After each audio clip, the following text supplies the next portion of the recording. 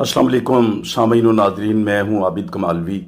आज मैं आपको एक बड़ी अहम बात, एक बहुत अहम नुक्ता जो है ना वो बताने जा रहा हूं कि वो लोग जो अपने वालिदैन को राज़ी खुश व खुर्रम रखते हैं, उनके लिए आसानियां पैदा करते हैं, वो उनको मतलब बिल्कुल बहुत मोहब्बत प्यार और शफ़क़त के साथ उनसे सलूक करते हैं, जैसा कि कुरान व हदीस में जो है वो उनके बारे में हुक्म दिया गया है कि वालिदैन के साथ जो भलाई नेकी और एहसान जो है वो करो।